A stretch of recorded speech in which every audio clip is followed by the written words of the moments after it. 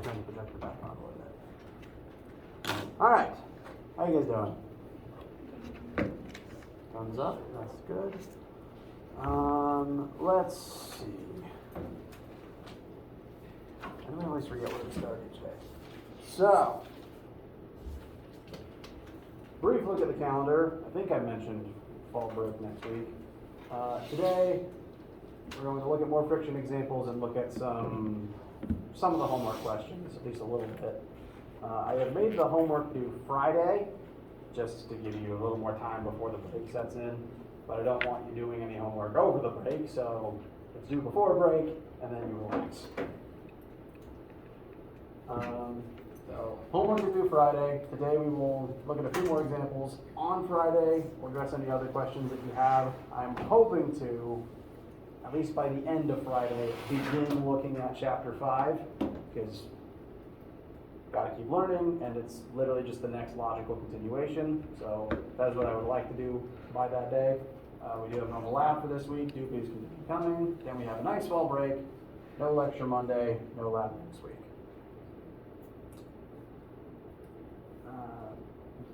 The other class asked about the test. So just as a reminder, the first test will take place during lab time the week of the 25th through the 29th.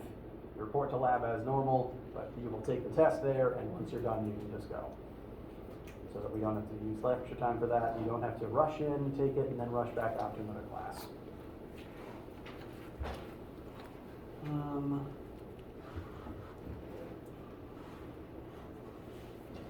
Any questions, needs, etc. before we get started today?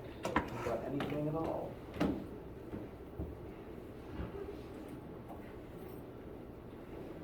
Okay.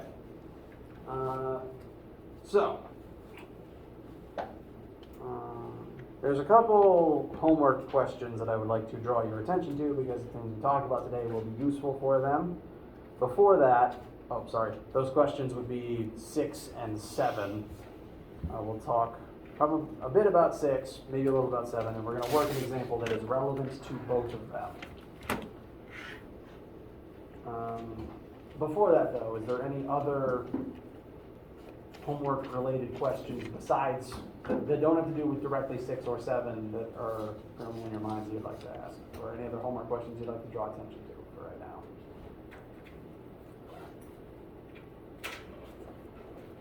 Okay.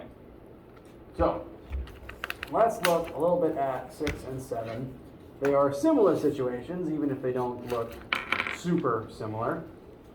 6 involves 3 masses all tied together by ropes, and for simplicity's sake, I'm going to go ahead and inform you flat out that no matter what your numbers are, the forces involved in this situation will be enough to make this system move, and it's going to move in such a way that mass 1 will fall, mass 2 will slide to the left, and mass 3 will rise.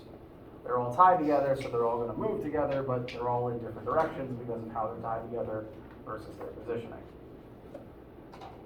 Number 7 only has 2 masses, and one of them, instead of hanging vertically downwards, is sitting on an incline. But there's still enough force in this system to cause mass 2 to begin sliding down the ramp, and mass 1 to begin sliding to the right. And the way that one would set up these 2 questions is fairly similar across the board. And we're going to do a question together that involves that same setup, and I'm going to show you then what one needs to do with that information to look at either of these other 2 cases.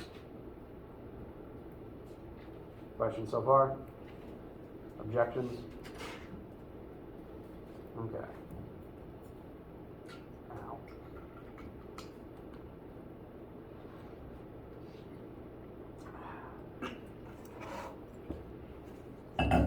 Okay. So,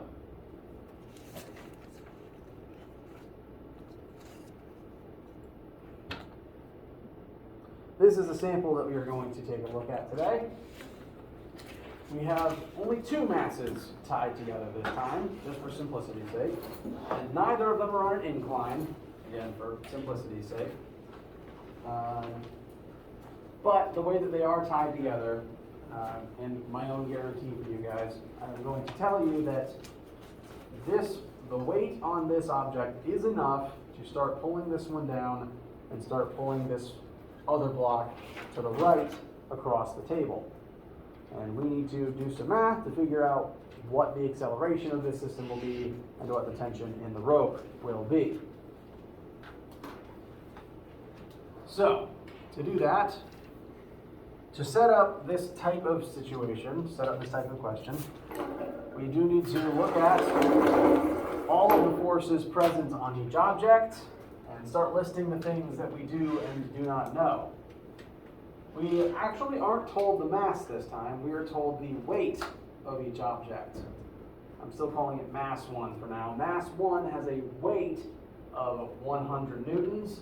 I've gone ahead and made that negative because it points down. And object 2 has a weight of 50 newtons, again pointing down.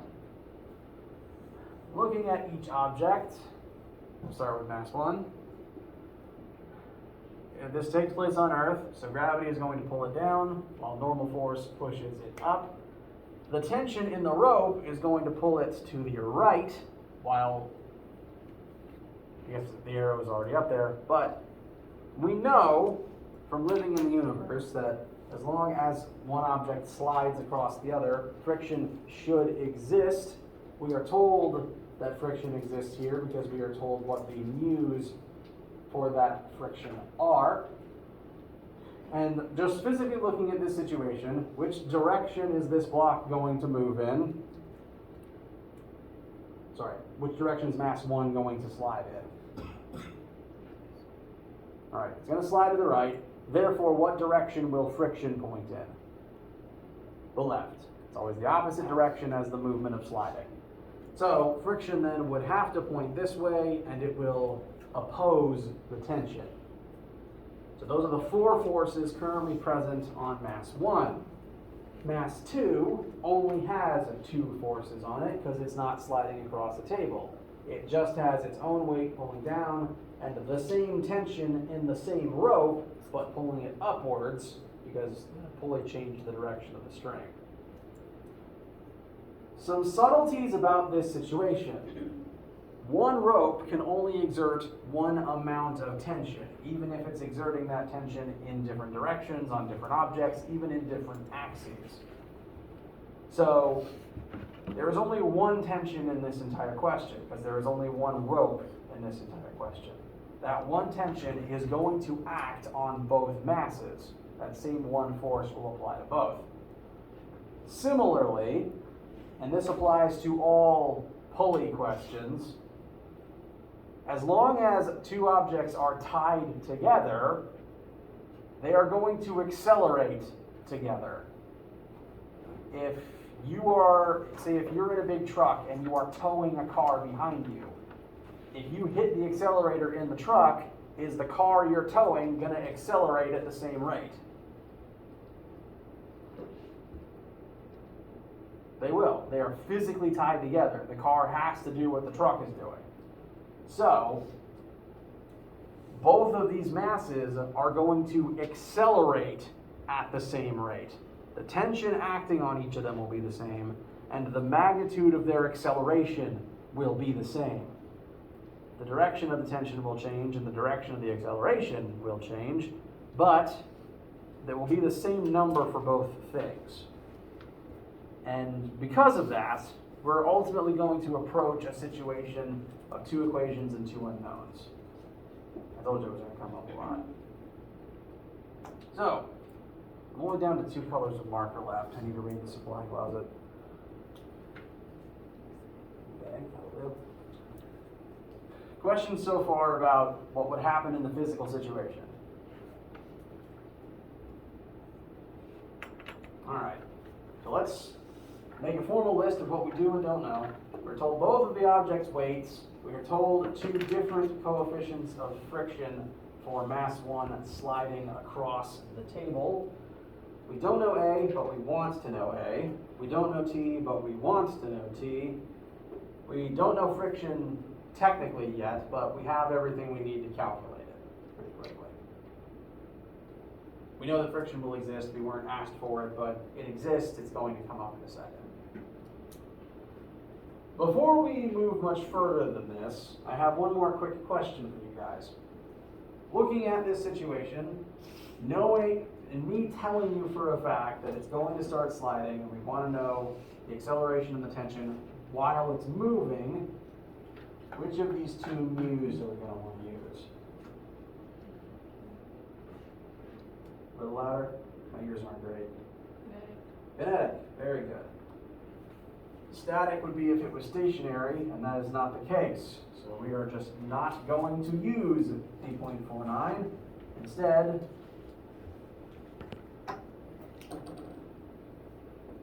we're only going to use mu k.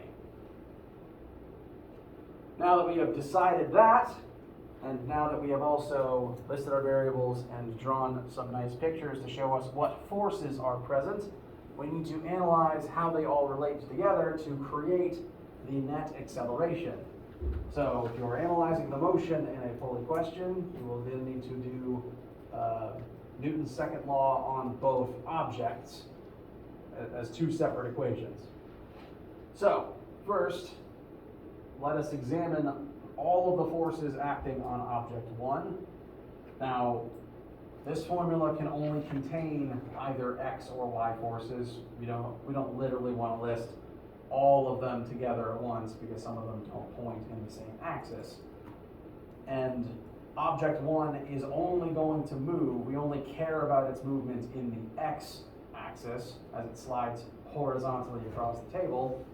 Because of that, we are just going to do some of the forces in the x-axis for this object, because the y-axis won't actually tell us a whole lot about the actual final movement.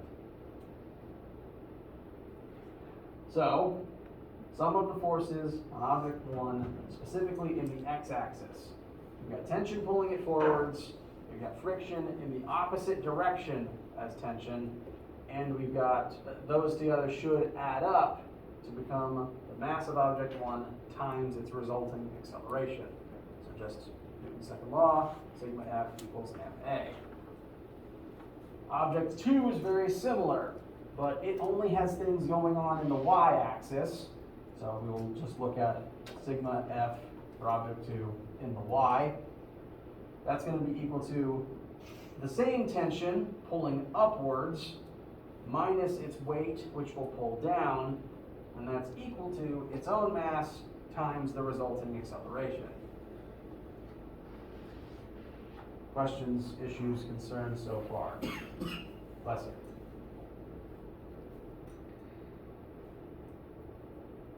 All right. So, I'm going to assume that friction is something, I'm going to call friction a known quantity because we can pretty quickly find it. In fact, we can go ahead and do that so it is formally a known quantity. Formula for friction, you say it with me, friction equals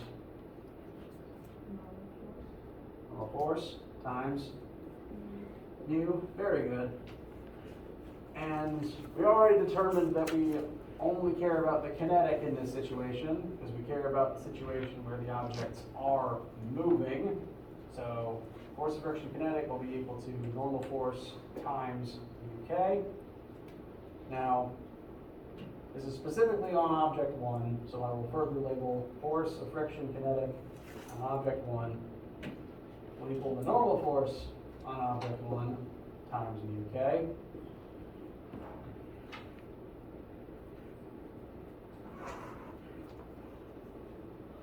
Now, on a nice, flat, horizontal surface, when we are only accelerating to the right, what would the normal force be equal to in this situation?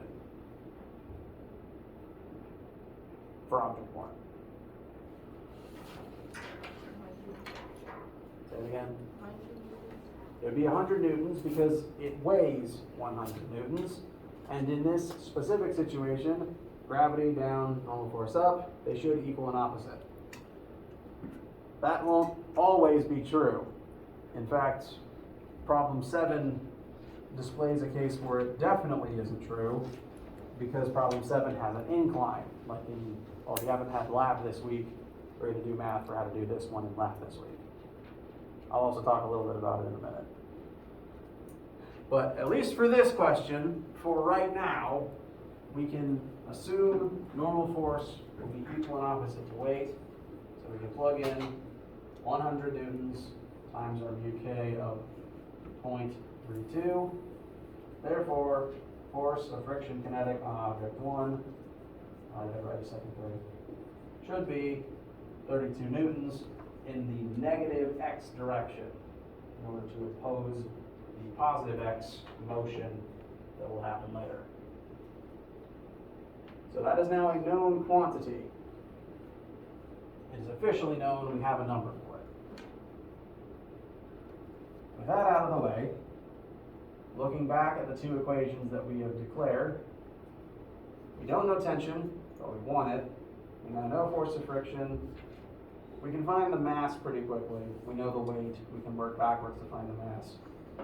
We don't know A. The other axis, for the other object, we don't know tension.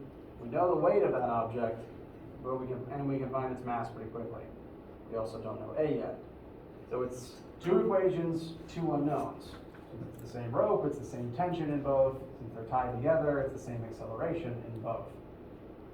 And now we just need to use one of them, solve for one of those variables, plug that into the other, and find the variable that's left. Excuse me, I need some water. Any issues at all getting up to this point?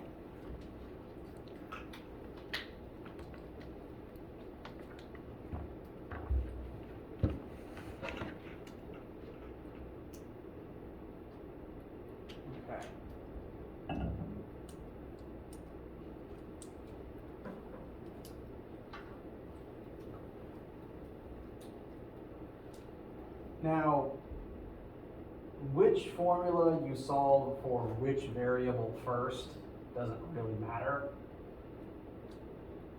There is one point, though, that I need to go ahead and make before we continue working about, actually. You may have noticed that I've included some positives and negative signs up here that I might not have elaborated on yet. The reason that some of these are already labeled as negative is because direction is super important in this situation. And it will continue to be important in homework questions 6 and 7. For mass 1, tension is going to pull on the positive x, friction is going to pull on the negative x, and the resulting acceleration will be in the positive x. For mass 2, tension pulls up, gravity pulls down, and the acceleration is also going to point down, which is actually in the negative direction, based on how we set this up.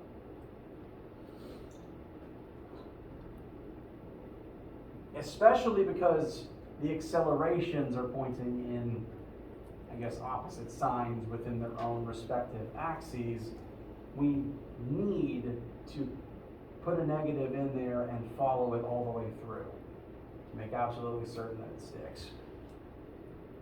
So the negatives that I have up here, the negative on friction because it points in the negative x, the negative on weight because it points in the negative y, and the negative on mass 2 times a because the acceleration there will point down. Those negatives I have put in there to remind me and whoever is working this question that those are the signs that need to be there. In this specific case, this sign needs to remain negative. So I'm actually going to recommend not plugging in a negative number for friction, because this is already handling the direction. This negative needs to stay there. You don't want to put a negative number in for friction and then it go away. Because then friction would point in the same direction as tension and then everything's wrong. So, direction's important. You need to think about the direction either before you plug the numbers in or at the very least as you are plugging them in. Especially for this second A. If we don't have this negative here, we have to put it there manually because the question doesn't really know what direction it'll be in. If we keep this positive, it's going to affect our answer in a pretty big way. Because this points down in the same direction as our weight, we have to manually make that negative before we continue.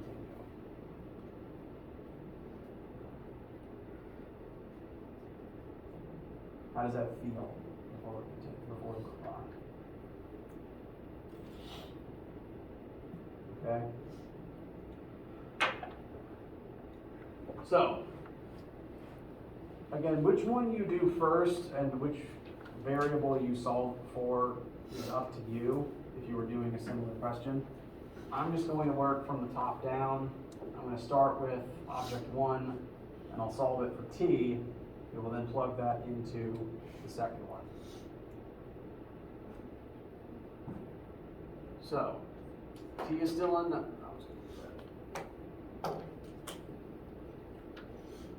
T is unknown minus force of friction. We've already found what that is, so I'll go ahead and put in that 32. That'll be equal to the mass of object 1. Technically, we were told the weight, not the mass. So to convert weight back into mass, simply take your weight in newtons and then divide it by 9.8 just to find the mass again. So the mass of object 1 should be like just a little more than 10 kilograms. Then times A. This can be pretty quickly rearranged to be t equals, so I'm going to solve it for t. It's going to be t equals 100 over 9.8 times A plus 32. I'm going to keep this as a fraction for right now. It'll kind of handily cancel and turn into something else in a second. Now that we have this, t equals anything, we can now plug this in instead of t down here. So, instead of t, we're going to write 100 over 9.8 times A plus 32. That's all in place of this t in the second equation. Now, minus the weight of object 2, and that'll be equal to, put a negative here, that's going to be important, negative mass 2, which will be object 2's weight divided by 9.8, and then times the same A. Question's getting to this point.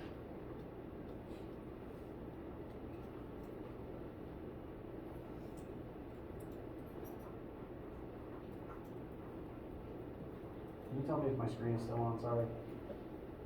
Thank you very much. All right. Our only remaining unknown is A, which is conveniently the first thing we were officially asked for in this question. So we just have to get all the A's on one side and all of the not A's on the other side. We'll keep this first term where it is, but we're going to need to bring this other term over. I recommend doing it that way to sort of get rid of the negative on this one.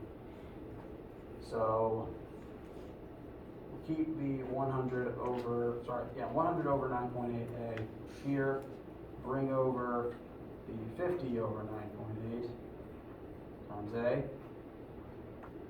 And these two terms, the 32 and the negative 50, don't have an A, so we need to send them to the other side. That's going to become positive 50 minus 32, which I'm going to go ahead and write as positive 18. Anyone object with skipping that line of math?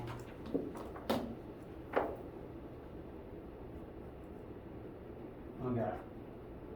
Now I got all of our A terms on the left, and I recommend just using the distributive property to pull those out. I'm going to transform what's on the board. You guys should probably write it on a separate line, but I'm running out of board space. Pull the two A's out.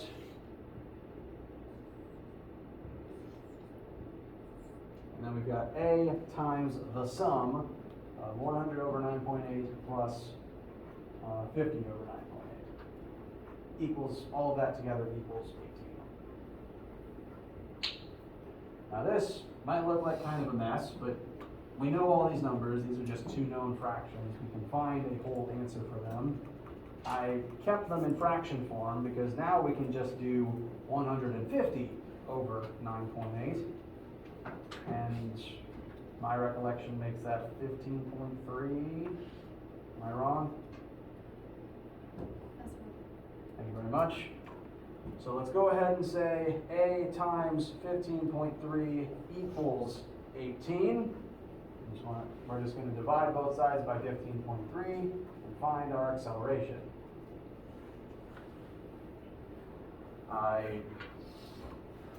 These again, still correct me if I'm wrong. I think that comes out to 1.17 meters per second squared.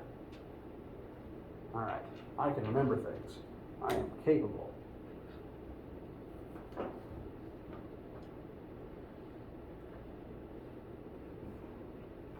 I realize I ask this probably every 30 seconds, but it's my job. Any questions, any issues at all, please ask them if you're confused on getting to that acceleration right there.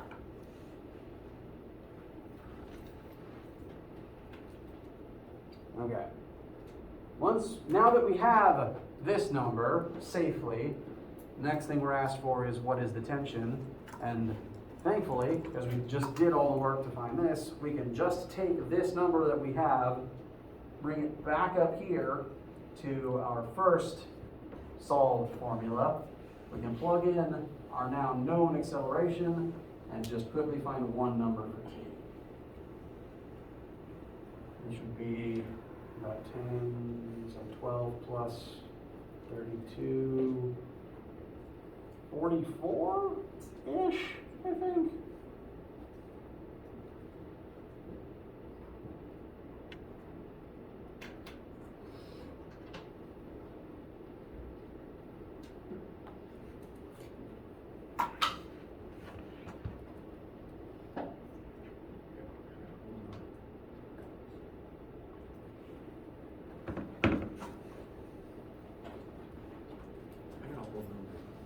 Say again? I got a whole number, is that right? Whole number? What's that whole number? I got 44. Well, it rounds up to 44. I've got 43.94. Does anyone disagree?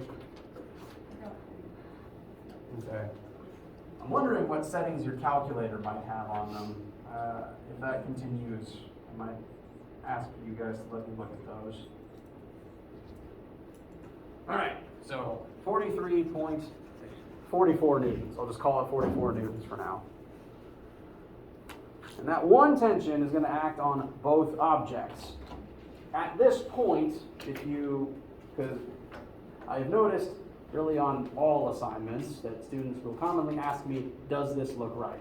And there are times where I cannot outright tell you if that looks right, but I can help try to teach you to be able to gauge your own, to get an eye for if an answer sounds reasonable. So looking at this tension that we just found, 44 newtons, let's look at mass 1. It's going to now get pulled forwards with 44 newtons. That is stronger than the 32 newtons of friction, so it tracks that it would begin moving this way. Then looking at mass 2, tension of 44 points up, a weight of 50 points down, it would still fall downwards, and the universe continues to make sense. So, I will still answer your questions, or at least help you with your questions of, does this make sense? But, with that number, we can look at the situation and conclude, yes, things continue making sense. Any questions, concerns at all about this case, this situation? Okay. I've been talking for a while and I need some water, and you guys might need a break from my voice. So we'll pause for a second, and then I'm going to show you what one needs to do differently from this for 6 and 7 on the homework.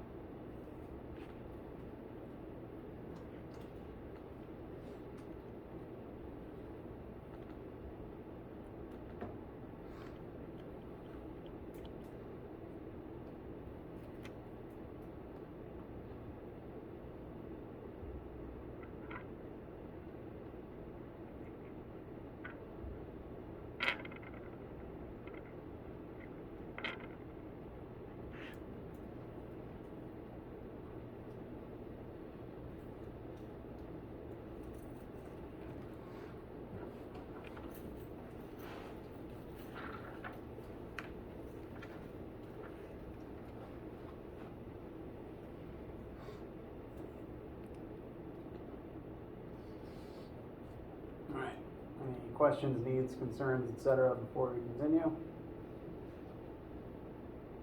The screen's still on? Great, thank you very much.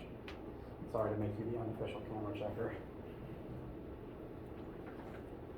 Alright, so between 6 and 7, which one's harder might just end up being a matter of perspective or a matter of what flavors of algebra you don't like. Number 6 changes the situation in that there's now 3 objects tied together by a total of 2 different strings. But what physically ends up happening to them is very similar to the sample we just looked at. Mass 1 is going to move downwards, while mass 2 slides to the left, and mass 3 is going to begin moving upwards. And because they're all tied together, they are all still going to have the same 1 acceleration. But there's now 2 ropes, which means there is now 2 different tensions to solve for. More on that in a moment. Now, first thing to be aware of when doing this question is it does ask you to draw and upload a diagram of all of the forces present. I again remind you that WebAssign It doesn't even have an artificial intelligence that is bad. There's no intelligence about it. It's just artificial. It can't analyze images, so it doesn't care what picture you upload. It could literally be a reaction image, and it will still give you the point here. The point of this question is simply to remind you to draw all of the force diagrams present, because it's especially important for this one, and also for number 7. This is the sample that the textbook and WebAssign is using for this, and it is a good picture, so do please feel free to look at it and copy down some details. We have all 3 objects here. Mass 1, we have gravity pulling down, tension 1 pulling up, and I've already mentioned the way that the forces will combine on mass 1, it's going to begin accelerating downwards. Everyone's numbers will vary slightly, but mass 1 is universally the heaviest object here, so everything should move in the same direction for everybody. Acceleration is not a force. The drawing is just listing the acceleration direction anyway for our benefit. To show that it isn't a force, the acceleration is off to the side, not actually attached to the diagram.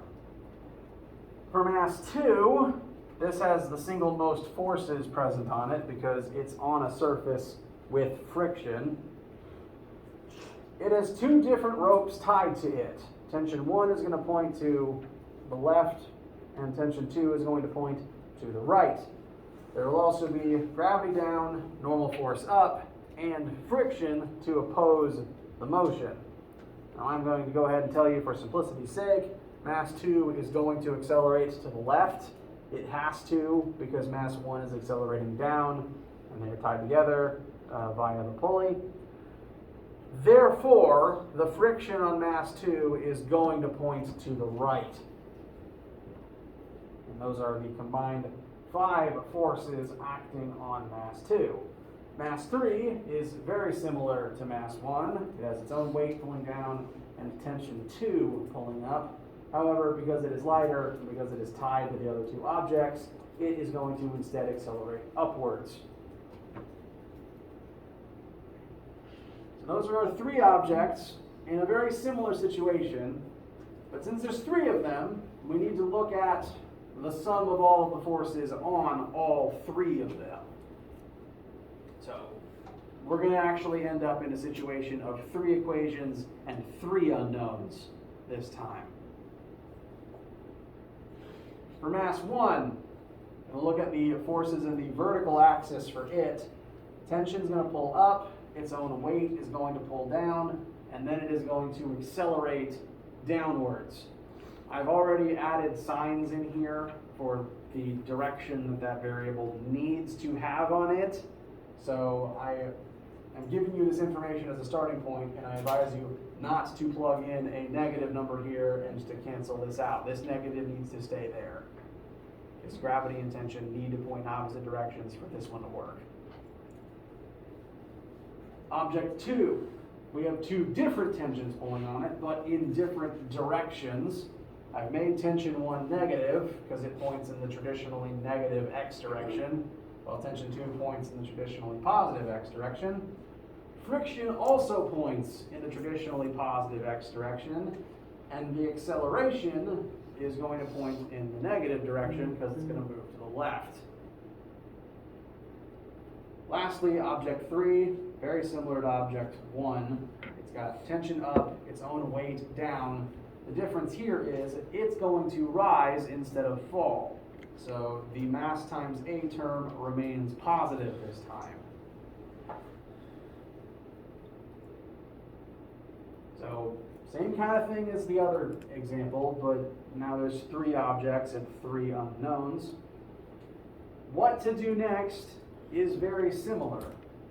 The very first thing you're asked for is the acceleration of every object. And I am again guaranteeing to you that number is the same for all of them. They're tied together, they have to accelerate as one unit. So all of the A's in all of these are the same variable.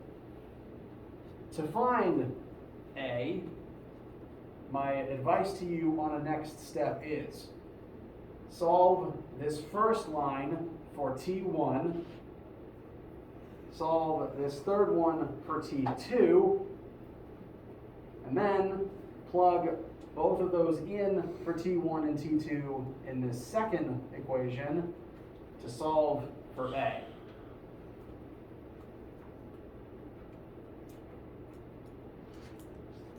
That will tell you the 1A that you can use for all three of those answers. You will just need to choose the direction as well for each object. Once you have A, and once you confirm that that is the correct number, you are then asked, cursor, for the tension in both ropes, in which case you can take, again, check that this answer is correct first. Once you've done that, you can take that correct answer, put it back into each of the first and third equations to solve for that respective tension. How does this one feel?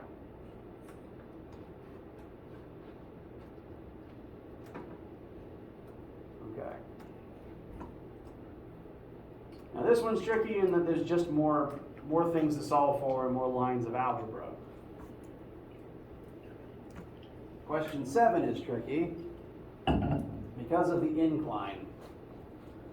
If you've been to lab this week, then we've already started dealing with inclines. If you have not been to lab this week, this is your introduction, and this is one reason why I'm making it due on the end of Friday, so everyone has a chance to use lab as practice. Now, other than the incline, this situation is fairly similar to the sample we did earlier. There's only two masses, there's only two equations, there's only one tension and one acceleration that you need to solve for. The incline does complicate things somewhat because now the hanging mass is on a surface with friction, and because of the incline, normal force is no longer equal and opposite to gravity. Now, I welcome you to save 7 to be the last one you do, because, again, lab is going to be good practice for what to do in this incline situation. I do want to go ahead and show it to some people if you don't want to wait until Friday for that, if you have Friday lab. The trick with inclines is, by definition, normal force can only come perpendicularly out of a surface. On a flat horizontal surface, perpendicular is straight up. On an incline, perpendicular is out at an angle. I should use a better marker.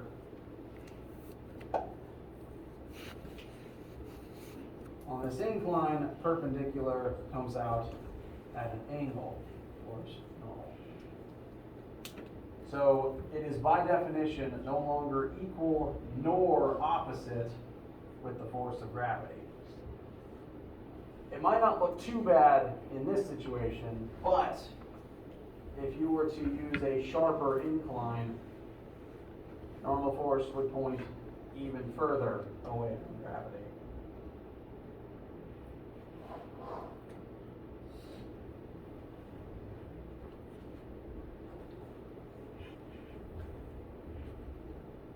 But there's a way around this, because generously, hopefully, where is it? Yes. Phys1500 tells you your angle,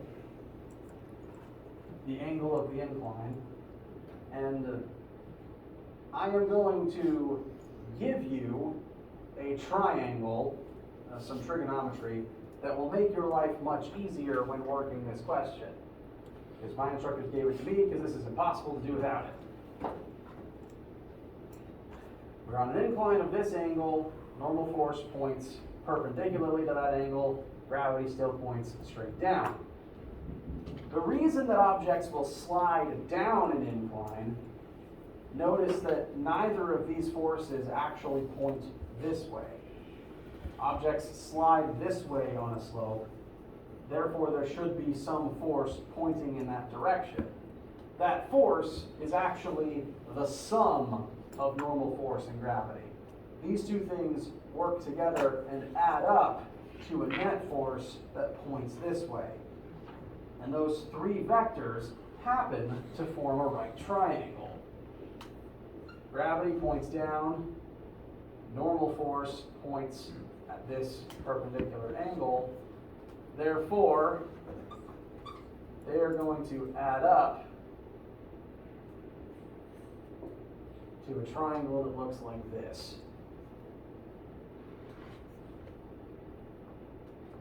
The same angle as this incline is the angle that I labeled normal force twice. Oops, sorry. I labeled normal force twice. The angle of the incline is the same as the angle between normal force and gravity. I can guarantee you of this fact, and when I was first learning this, I asked plenty of times, well, how do I know that for certain? Why is it this angle instead of this angle or this angle? And it becomes more obvious the more different situations you look at. This is a relatively shallow angle. If I was again to examine a much steeper slope, where normal force would point almost horizontally and gravity still points down, this would be a pretty big angle, like 80 degrees. And if I was to again bring gravity and normal force together as sides of a triangle,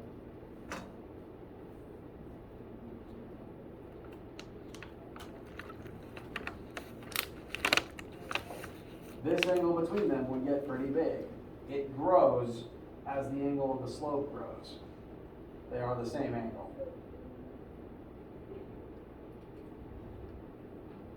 So I am telling you, and again, you can wait and we'll do this in lab for more examples of it. I am informing you outright. This angle here is the same as the angle between normal force and gravity. And one, we can then use this triangle to find normal force to help us find the friction on mass 2. But it can also tell us the net force down the ramp. This is the force that actually tries to push it down the slope. I'm imagining we're out of time. I'm sorry to hold you. Yep, let's call it here. Be working on your homework. Be sending me questions about your homework. We will continue to address these on Friday, as well as hopefully begin Chapter 5 on Friday. Let me know any issues you encounter while you're doing these. Don't let me stop you from leaving just because I'm talking. Have a wonderful lunch and a wonderful day. Did you get my lab? I slid it under your door. Oh, yes, I did. Okay.